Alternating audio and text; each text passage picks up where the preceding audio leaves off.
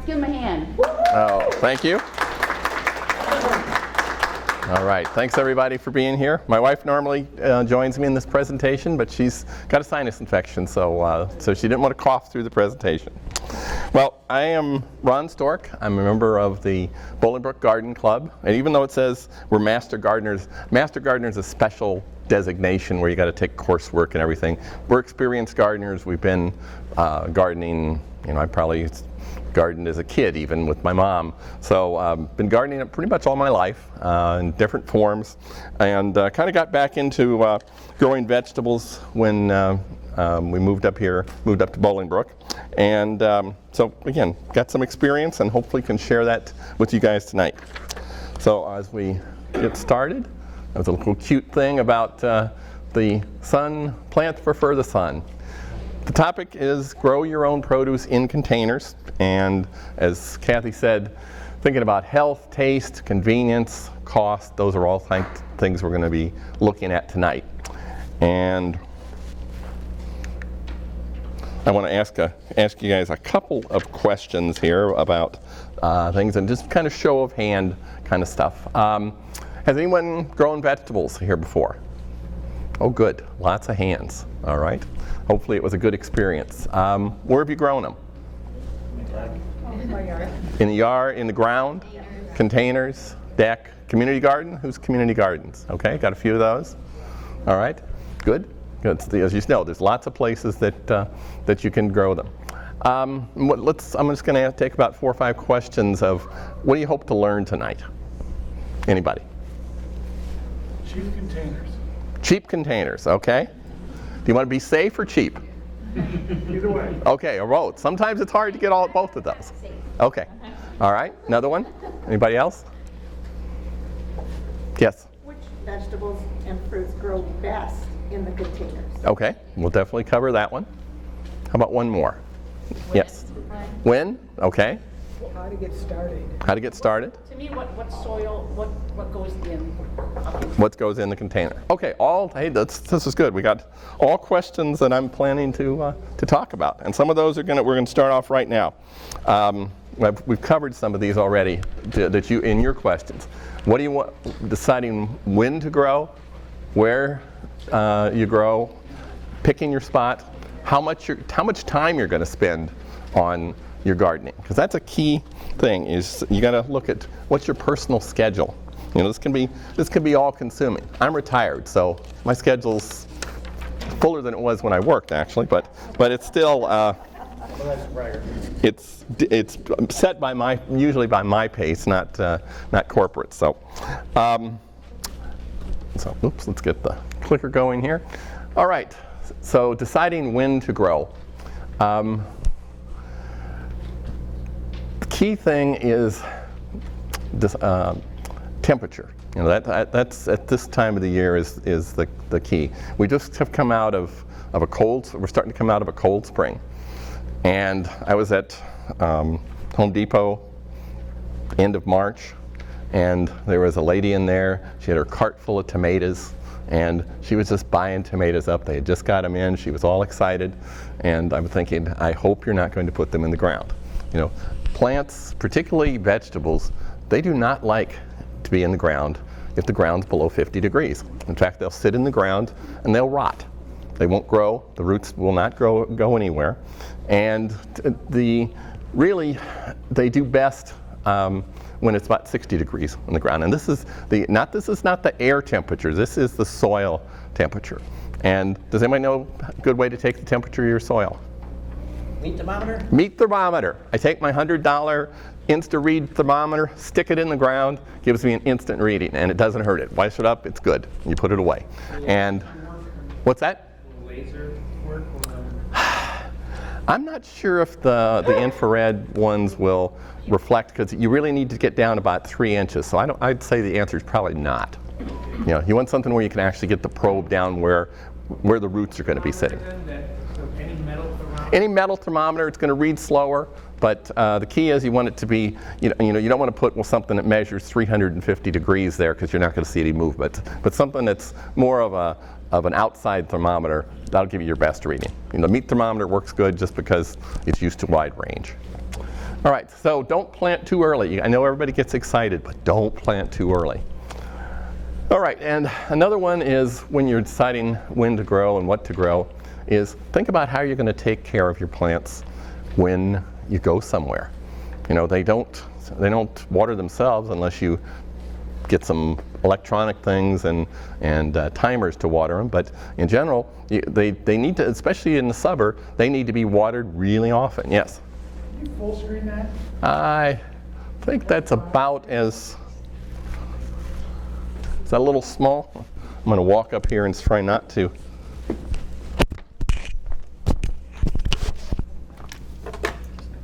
Let's try that.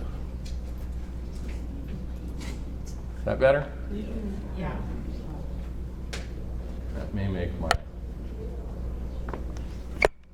I think if you just push F5. We can try that. Nope. Nope, not on here. All right. PDF file.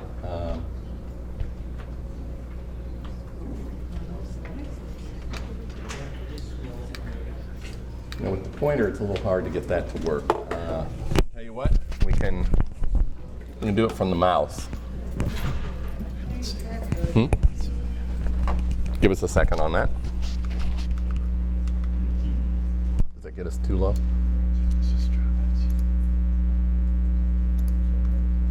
Okay, we'll come back down here.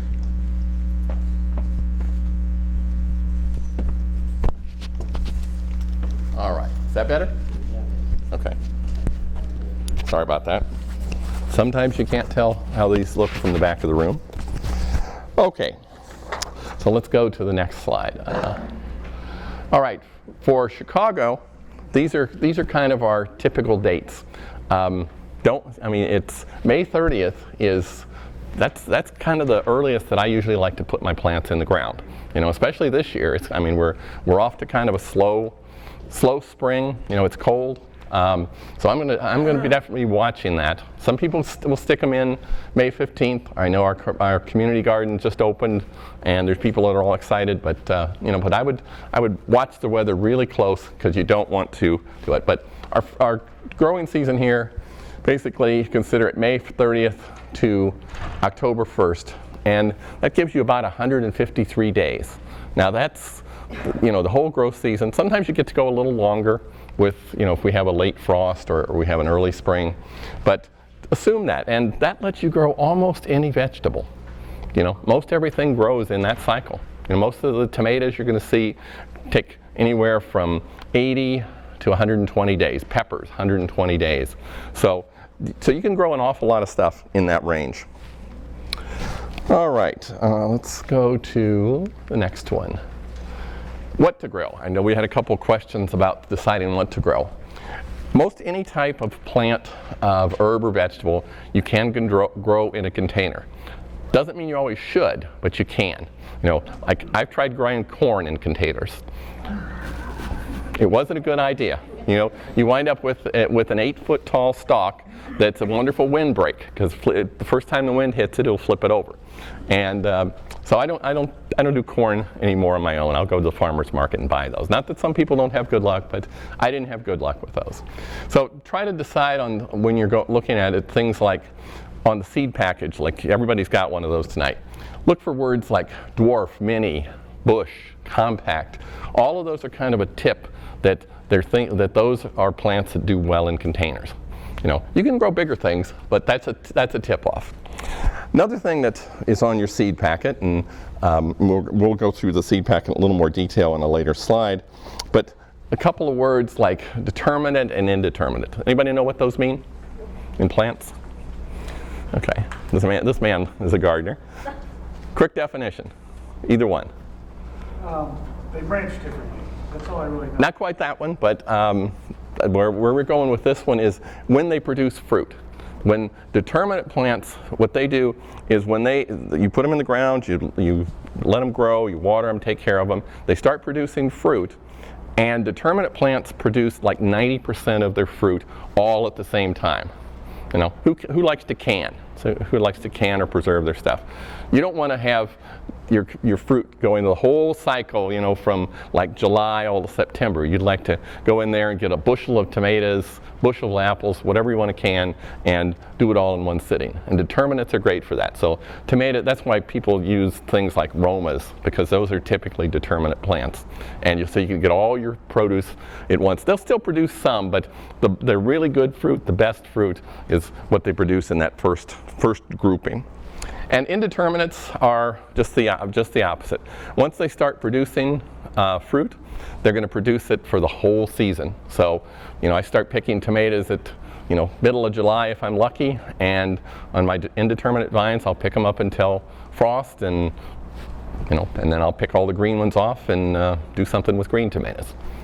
So it's important to know that. And another one is, you hear terms like heirloom, open pollinated, hybrid. I'm going to go the opposite way I usually do this. What's a hybrid tomato? Let's pick on tomatoes. You know, usually things like beef steaks. That's a pretty common hybrid. There's lots of other variants, but a hybrid tomato is one that's been specifically bred for characteristics. And when Kathy talked about our food initially, you know, she talked about what's in it. Well, it's also how did it get there. Hybrid tomatoes, for example, or hybrid food and plants, have been grown for a specific set of characteristics. And for tomatoes, what does big agriculture want from a tomato? They want it to taste good? That is the least important thing. They want to ship it. They want it to be bruise resistant. They want it to look pretty in the store. They want it to be there all, you know, again, be harvestable all at one point. Most times they don't even care if it's green. You know, when the tomatoes that you get in the store, most of those are picked green, and they're reddened up with gas as they're transported. That's how you get them. That's how you get those tomatoes red. They aren't made for taste. You know, because that's something you want. That isn't what they want in order to sell it to you. So that's why you typically don't see heirloom tomatoes in the supermarkets, because they don't have any of those characteristics. They don't transport well because they're picked. You know, they're picked. They have thinner skins. They're not round, so they don't roll down the conveyor belts nicely, and so they get damaged. So they're ugly. Sometimes they're kind of ugly. If you've ever seen them, they're all craggy and they got cuts on them. But they have one really good thing going for them. They taste wonderful, you know. And that's why most home gardeners will grow tomatoes in there, because they taste good, you know. And so the heirloom tomato is considered to be any tomato, and most specialists now say any tomato seed that's older from the time of pre-World War II or earlier, that you can trace its lineage from before that, is considered an heirloom tomato. It hasn't been genetically modified. It may evolve a little bit, but it's basically the same seed from 70 years ago. And open pollinated simply means it's kind of naturally pollinated. It's not a cultivar. It's not one that it's made in the lab. It's, you know, the bees and insects pollinate it and make it fruit. All right, and as we go along, there's questions. Feel free to do that. Did I just go the wrong way? Yes. Okay. You have a chart in here, and there's a bigger version in the notes that you can see, and I left you the link there. But it basically goes through all the different common vegetables that are grown, and it gives you some requirements about them. So it tells you what it is, tells you where should you put it, sun, shade, whatever. What's that? It's on the last, the full version of it's on the last page. I just wanted you to be aware of it, that it's back there. But it gives you the rough size that you need to have for your container to be able to grow it, because it's going to have either big roots, big body, big vine, and then how far it needs to be apart. You know, if you're going to have, you know, let's say you're using them in raised beds, or if you're putting them in, like in the soil, how far you should set them apart. For most of the containers, you're going to have one or two tomatoes or peppers in there. The earth boxes, while they look pretty big, typically 2 tomatoes will fill this up. 2 big tomatoes will more than be enough for this one. As an example, I might put 4 peppers in here. If I was doing carrots, I'd have a slightly different variant of this. It's a little taller. I might do 10 carrots in here, but it's small numbers that you can have in here. Okay. Now this is your seed packet. Everybody should have a seed packet, and there's a lot of information on there. Those seeds, if you look on the back, you're going to see dates all the way back to 2010. If you want to try growing some, great. I started some tomato seeds in March that I had from 2011. They had about 90% of them sprouted, and they're fine. But seeds do have a finite lifetime. But the important thing in those packets were the information on the outside. And some of it is, it'll typically tell you whether it's an heirloom. It'll typically give you things like, is it determinate, indeterminate? You'll see items there, like if you look up in the little corner, the right upper corner, you'll see USDA Organic. If it's been an organically produced seed, then it's going to have that measure. There's a whole set of requirements about what it means to be an organic plant. But one of the most important things there that I like for us is date to maturity. And is really the average number of days from the time that the plant has been put into the ground or put into your container. Not from when you started the seed, but from when it actually got put into the final container until it's ready to harvest. And that's why I say most of the plants you're going to see in our gardens here are kind of in that anywhere from 60 to 120 days, depending what type of thing it is. Peppers are long. They typically go longer. Okay, questions? All right, there's other things on the back of that we might flip to the back side. Let's see if there's anything else I wanted to cover there. It'll give a description of it, typically of what it is. In this particular one on the San Marzano tomato, it talked about things to how to cook it, prepare it. It'll talk about if you're planting the seeds, how deep to plant them. That's an important one. You don't want to plant your seeds too deep, so you really should follow about what these directions say. And you also should look to see if you're planting seeds, how many days it is till they emerge from there. Sometimes you plant seeds and they don't sprout. But you let them sit there for a little while and you say, gee, I think these should be there. And if it says they're going to sprout in 10 days and you're at 30, reseed them if you want those, because they're not going to make it. Okay, I think we've covered everything on the seed packet. All right, let's look at space requirements. How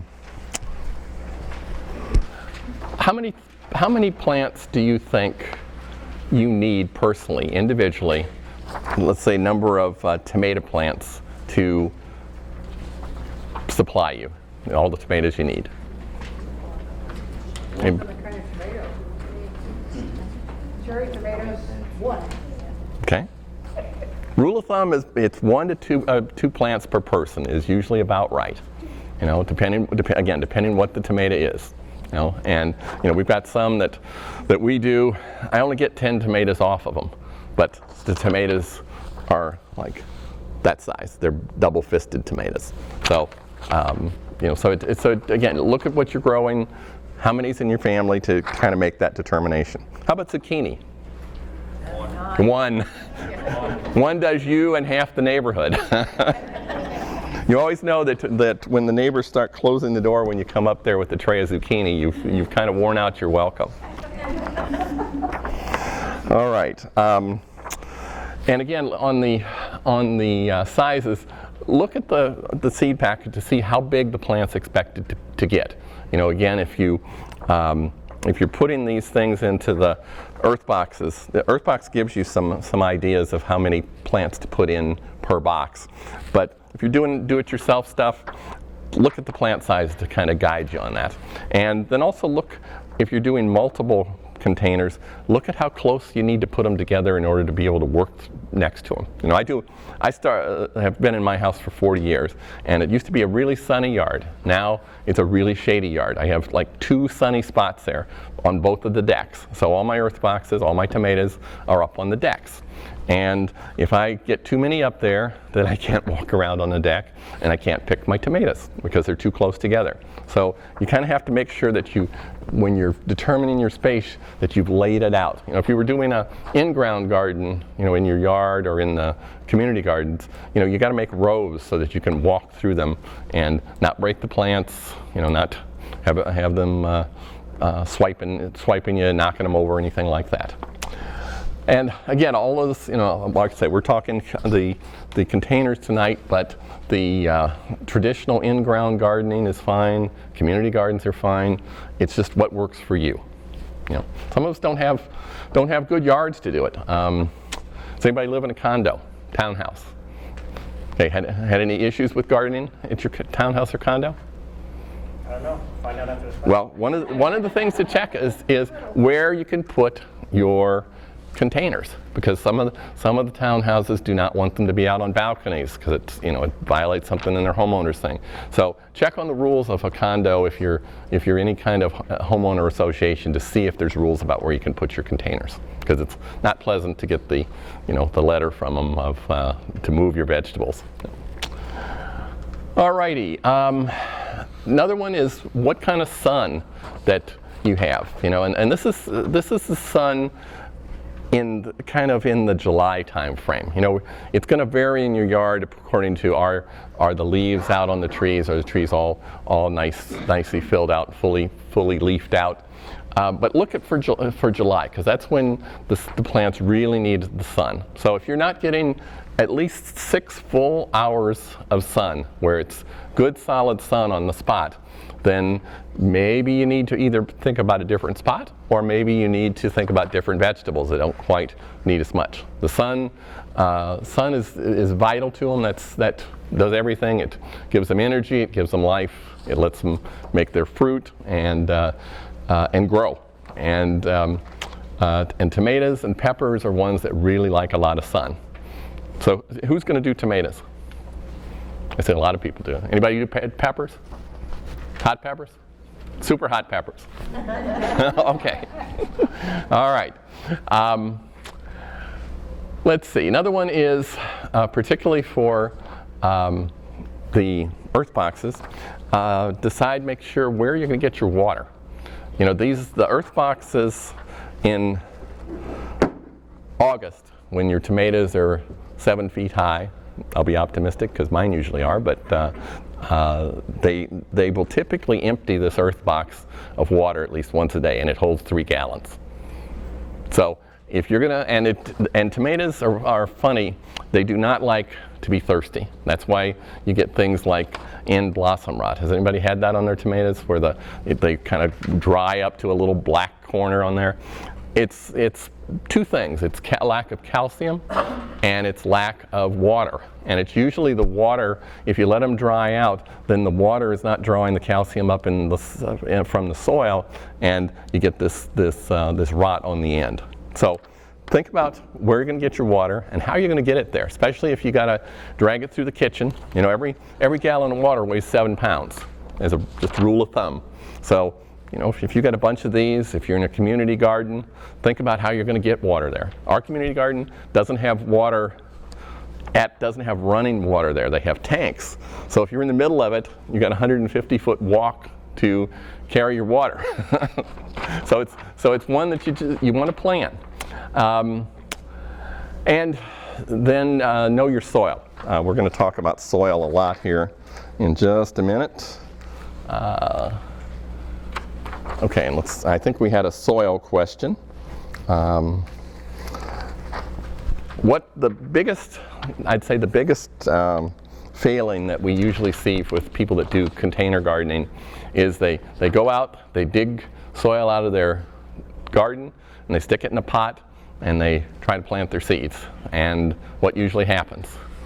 Not a whole lot. They kind of rot off if they grow at all.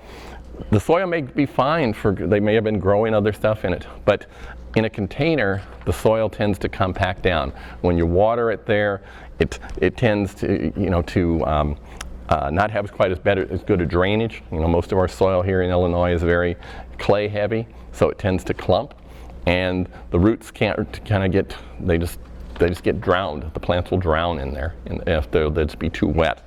So what you want to have is soil that's potting mix, and potting mix is usually a sterile medium. It's made from combination of barks, peat, core, which is coconut fiber. Those are all common things that are there. But it's relatively inorganic in the sense that it doesn't have a whole lot of nutrition in it. So now you have to when you do it, you have to put some fertilizer into it. It also contains inorganic things like perlite, pumice, sand, all those things that keep air in the soil. So it's easy for the roots to push the soil aside and grow in the potting mix. But since it doesn't have any fertilizer in it, you have to add it. And when we get talking about the earth boxes in a little bit, you'll see that's one of the early things we do is put in the potting mix, and then we put in the fertilizer. Yes? Are you talking about like Miracle Grow and just... Miracle Grow is fine. Yes, Miracle Grow, but not moisture control Miracle Grow. If you use moisture control Miracle Grow, it will you won't have it be as successful because it tends to keep too much water in the plant. Those may be good for some of your house plants, but they aren't really good for the earth boxes. So yes, I like Miracle Grow. I don't like the price. I mean, all of the big box stores, it's ridiculous right now. I can't find anybody that's under about $15 for 2 cubic feet, which is pretty high. One of those needs about a cubic foot and a half to fill it. So another question then, could you save that soil year to year? We're going to talk about that one. Let's save that one for a few minutes. Yes. Okay. You can also put other additives in there to adjust the pH. Most of the vegetables like a slightly acidic soil. So you can adjust that. I always put a little bit of dolomite, which is lime. Yes. And what about the inclusion of compost? That's when it becomes more like garden soil, because garden soil is basically potting mix which may have a little bit of soil in it. So some people like to do that. They like to add some of a little bit of compost to their potting mix, to their earth boxes. They like to get some of the bacteria that's in the soil. I wouldn't put worms in them because it's there. I mean, I'm a big fan of worm compost, but I wouldn't put the worms in directly. But you can do it. Just don't overdo it. Potting mix by itself will work fine for you. But if you got compost and it's good and it's pretty finished, I would do that. I wouldn't really put like manure or anything like that in these. That's fine to do if you're doing like a community garden or in-ground bed. Okay, let's go to the next one. That was good. To the next question: can I reuse it? The answer is generally yes. But the caveats are, if your container has grown something that has a lot of disease on it, like let's say you have a real bad, some kind of tomato blight that's, you've got a lot of fungus on your tomato, that one you might want to dump out, use it for something else, use it for your flowers, but I wouldn't reuse that soil in there because you may have that bacteria in the soil. But in general, I have 22 of these that I like to garden with. I don't always get them out every year, but I usually at least have about 15 out. And I typically take out about the first top maybe 2 inches because that's where all the roots are. I'll pull the roots out. I will take this fertilizer strip out. We put the fertilizer in a particular way so we know where it's at. I take that out, and then I put new potting mix on top of it. So maybe about 30% is new. Yes? What's a fertilizer strip? Fertilizer strip is we're going to talk about that on the Earthbox Pixer, but I have to know where I put my fertilizer in here for the way the Earthboxes are designed, and you'll see what I mean when we get to that picture. All right, what makes a good container? Somebody was talking about do-it-yourself containers. Must have good drainage, so you got to make sure it has holes in it. As an example, that has a lot of holes in it, right? Okay. Usually the bigger the container, the easier it is for the roots to spread out. So that's you want to give them lots of room for your plants to grow in. Is it safe to grow food in? All right, we're going to see some pictures here that aren't safe. Who's done it in Home Depot buckets?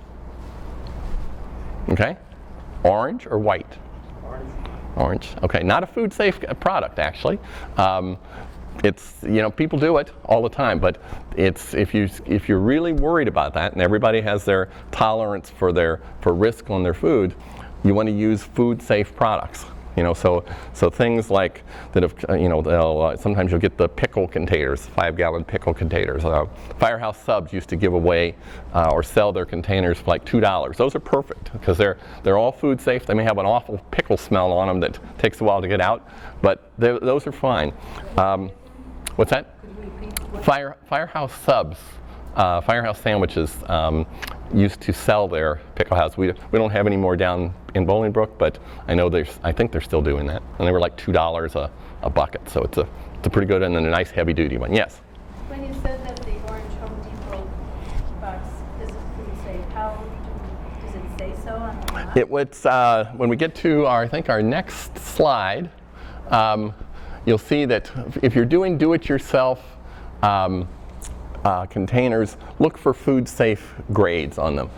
If it's 1, 2, 4, or 5, then they're considered to be food safe. Home Depot actually sells a food safe container, a white one, for twice as much. Big surprise. But it's just one of those ones. It may have what they typically say is it may have chemicals in the plastic that's going to leach out in there. So if you're really concerned about that, then go with the food safe ones. Just because it's food safe. What about untreated cedar? If you want to make them? As long as it's untreated, you should probably be okay. Any certain resistance to water. Right. Right. I would read on that one. I can't give you a good answer on that one. But that's one I'd research on the internet a little bit. But I definitely wouldn't use any kind of treated lumber. That's all going to leach out pretty easily. Let's see. If I lost my train there. Food safe. I think there was a question that were we still wrapping that up? Okay, maybe not. Okay, so. Some other things I'm sorry, I know what I was going to say.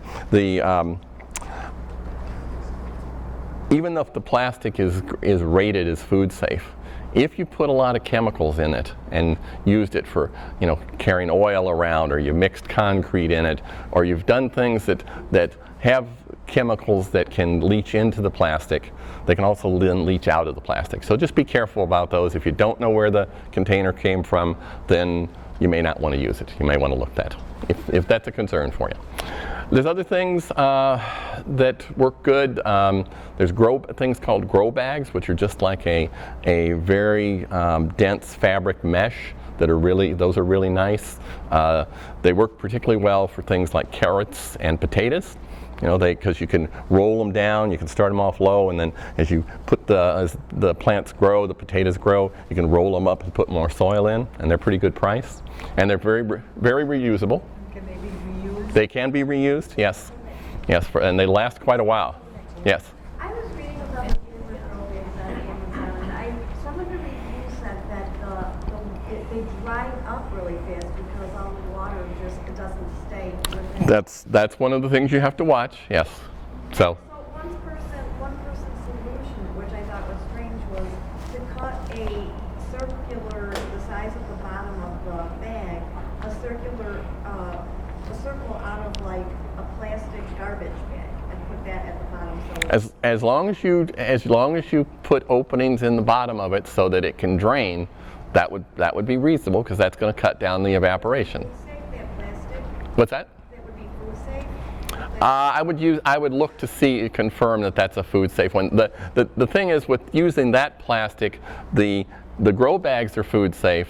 The plastic is really not touching the root anymore. You're just using that to kind of keep the evaporation out. So that's different than having the roots grow in it and pull water from it. All right, other ones that are challenging are any kind of pottery container. Clay containers are particularly challenging because they'll draw the moisture away from your roots. So I don't usually recommend those for this kind of container stuff. Okay, now here's some. I want to show you some, because now we're starting to let's get some boxes here, as we've got about 20 minutes left. These are some commercial ones. City Pickers is one that's been around for quite a while. They're a little bigger than the Earth Box, so you can put a few more plants in there. In this case, they've mixed some of their vegetables. Here's some do-it-yourself choices. They have them orange, yes, that was on there. They have them, and they just have a higher risk tolerance than some people, that's all. They have the white ones there. They have some regular ones that are just ones you'd buy in the garden centers. How many bowls you put in a 5-gallon bucket? You know, you have to go through, and you actually have 2 buckets, okay? Because, and you're going to see this from the same thing. You need to make a reservoir like this has at the bottom of it. Okay, you notice this doesn't fit down all the way. It fits down about 3 inches from the bottom of this container. And so it creates a reservoir of water down there. And if you're going to do the do-it-yourself stuff, you need to do the same thing. So you actually, as hard as it is to see on there, those are all double Home Depot buckets, that there's one that sits inside of another, and then you can have about 5 to 10 holes in there, 1/2-inch bit with your with the drill, and that'll give plenty of water flow.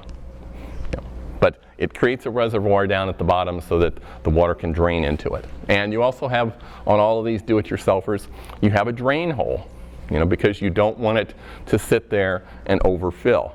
So you don't want your bucket to, when it's out in the rain, to fill up all the way. So it needs to have a drain hole, so that, like these do. If you look on the Earth Boxes, there's a drain hole there. And so no matter how much of water you put in it through this little tube that goes in here, you can never put more than 3 gallons in, because it runs out the drain hole. So you can't drown your plants. And I've tried. Some people do it with the laundry tubs. Again, double tubs, same thing. Gives you a little more weight if you're growing something big that you're afraid the wind is going to blow over. The bigger tubs tend to, you get the soil. You get 3 gallons of water in there. That's 20 pounds. You get, 30 pounds of soil in there. That tends to offset the wind quite a bit. Okay, now we get to Earth Boxes. And that's the original ones with a particular color. Those were all this terracotta color. And you can buy all kinds of little accessories to go with it, to put feet on it, to let it roll around. You buy trellises. They all go together. Now this one is tough to see and tough to make bigger, so I'm just going to kind of talk about this. But the Earth Box, if you look, everybody can see it. There's teeth down here, fins, that keep this from going all the way to the bottom. All right, so when I put it in, I can still put my fingers down here, and I have about 3 inches of distance at the bottom of this. And at the end, if any people want to come up, they can look at this in more detail. The other thing that's there is you'll see there's 2 little kind of walled off areas at the bottom here. And those are your wicks. If you're a candle maker, that's the wick. Because what it's going to do is that is the only part of the soil that actually touches the water. So when I put this in, I put it in so that the wicks are uncovered here, so you can stick them down there. I packed my soil or my potting mix in really tight around there, and then all the rest of the soil of the potting mix goes on top of this mesh, and a little bit of it will fall down there, but don't worry about that. And so the roots can go down through this, but the whole rest of the box is kept moist from this water that wicks up through these corners. Okay. Is that what you use? You use those? I do. Say, I have 22 of those.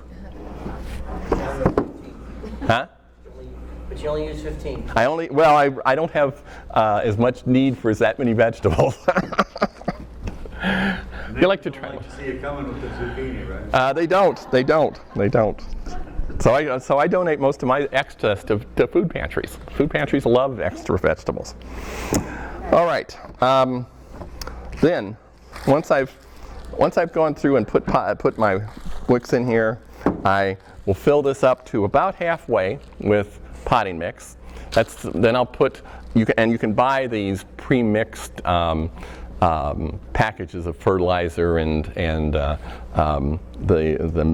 dolomite, which is basically calcium, from Earthbox. You can also just buy a big bag if you do a lot of these and measure it out yourself. But you'll take basically a cup of the dolomite, which is calcium, kind of mix that through that initial soil or initial potting mix, and then at that point you decide, what am I going to plant in here? So I'm going to put in let's say two tomatoes. Well, tomatoes probably is going to go here and here at the ends of the boxes. And I'm going to put my little tube in here. It's my water fill tube. And then I have to decide where I'm going to put my fertilizer, because you don't want to put your tomatoes right into the middle of your fertilizer.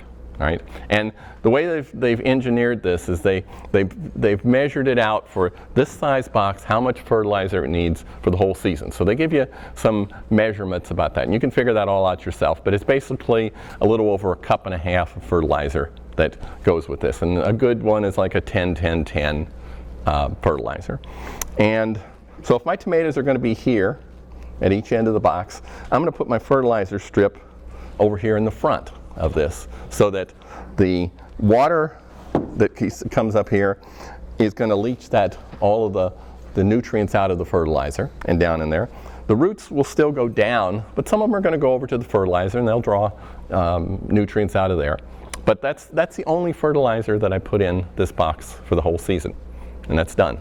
That's why they say, kind of go by their measurements, or figure it out from the internet. They give you some things based on the amount of potting mix, and you can do that at the start, and you're pretty much good for the season. That's the fertilizer strip that I was talking about earlier. So I just basically well, it's basically what they suggest you do is when you finish this box up, you mound it up with soil, and you actually mound it high with the potting mix, because what you're going to do is you're going to cover the whole thing with plastic.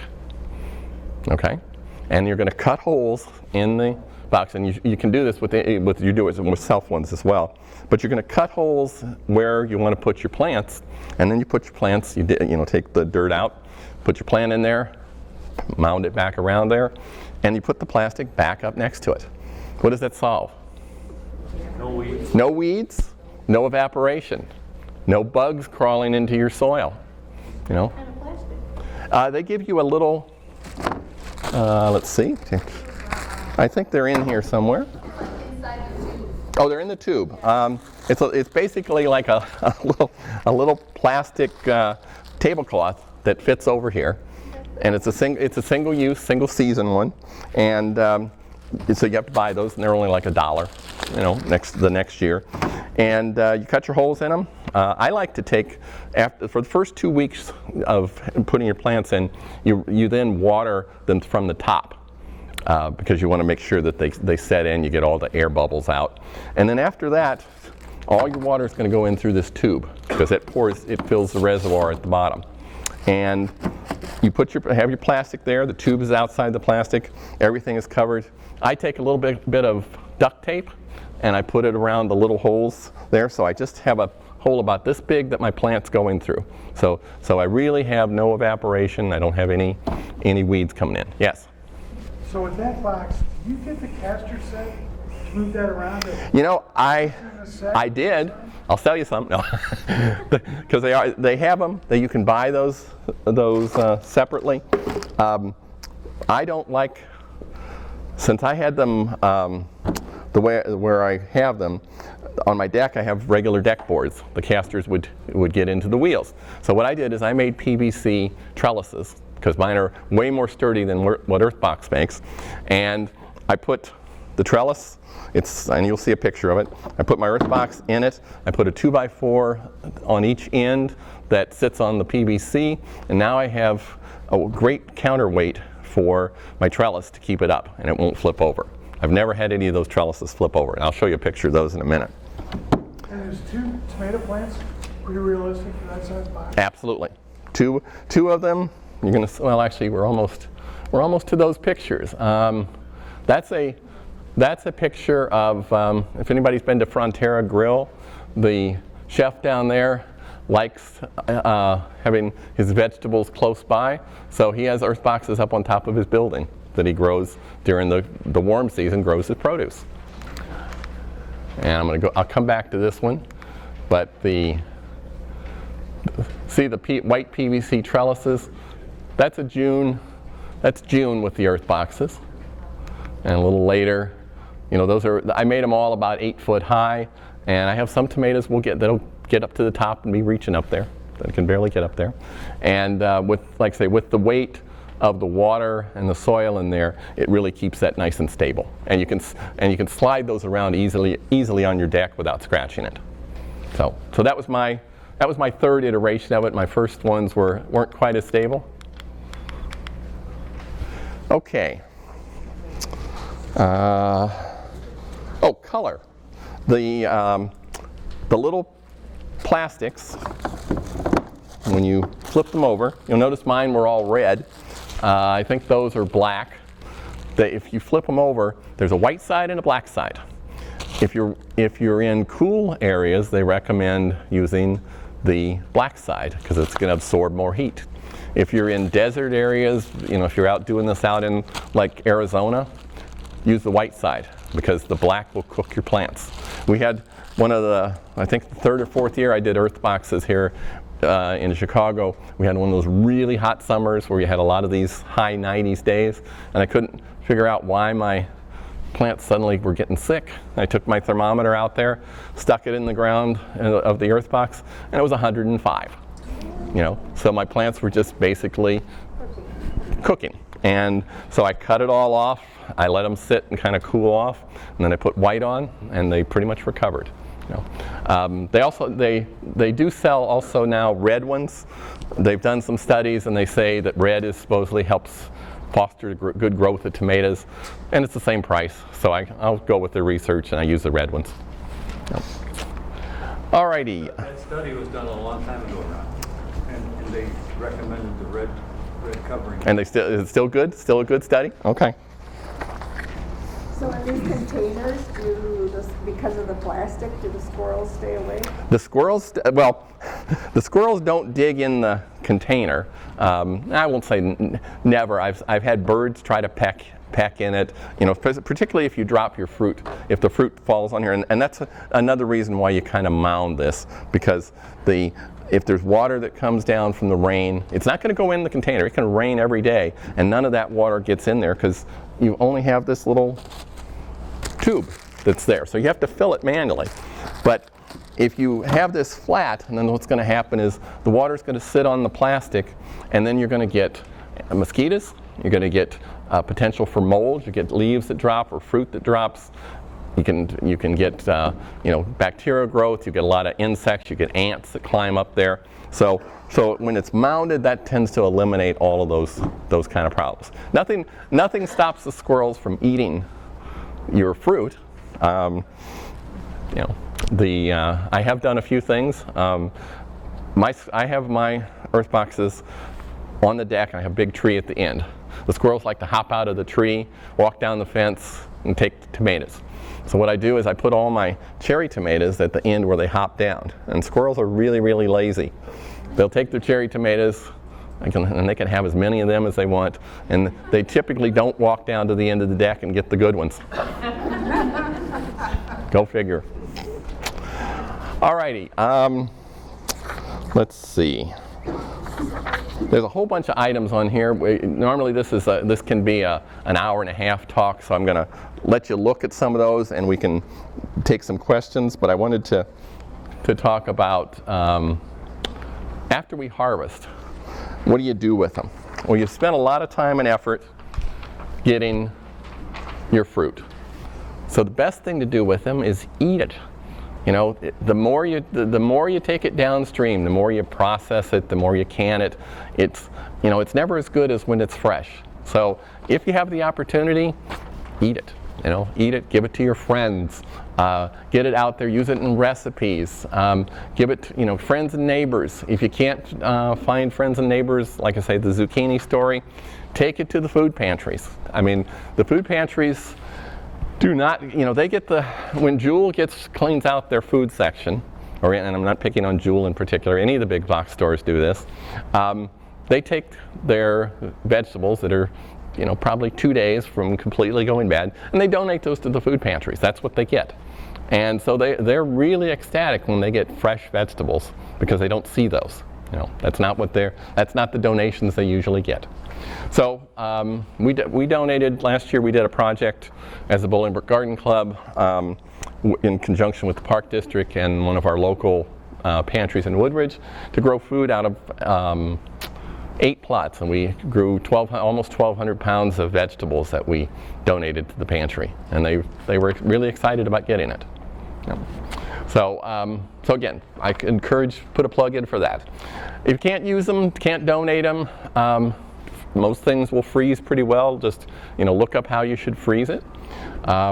If you like to can or preserve them, there's great ways you can make pickles if you've got cucumbers, all kinds of sauces, salsas, everything with tomatoes, hot peppers, you can make sauces out of that. Again, salsa, all kinds of good spicing, chow chow, any of those kind of things. And I think, Kathy, you have a class, don't you, that you do on canning, preserving. Just a quick aside here, guys. I know a lot of you have already filled out some of these gold response forms.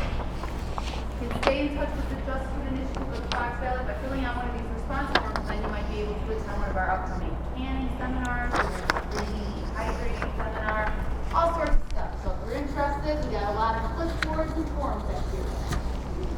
All right. And the last one is, I encourage you, if you have if you have heirloom tomatoes or heirloom vegetables that you really like, that you've kind of discovered over the years, is harvest the seeds. You can reuse them. It's easy to harvest them. Has anybody harvested tomato seeds? Okay, what's your technique? I'll put you on the spot. I just had a tomato that was just going bad, and I just sliced it up and I threw it in some dirt.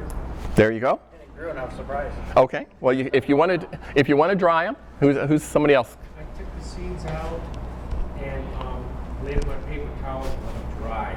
Okay, that's exactly the right way.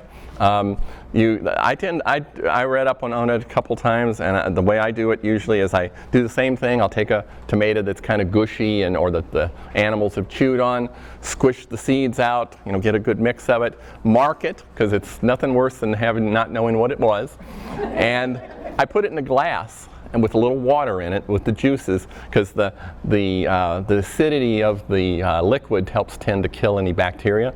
I put a piece of saran wrap across it, let it sit about a week out on the counter so it doesn't stink up the kitchen, and then I do exactly that. Dump it out, filter it, put it on the plate, let it sit for about 2 weeks to make sure it's nice and dry, and then put it in a little pouch, mark it, and put it somewhere cool for next season. And I have seeds that I have that are, well, I used some 2010 seeds last year just to see if they would still grow, and they were very, very fertile.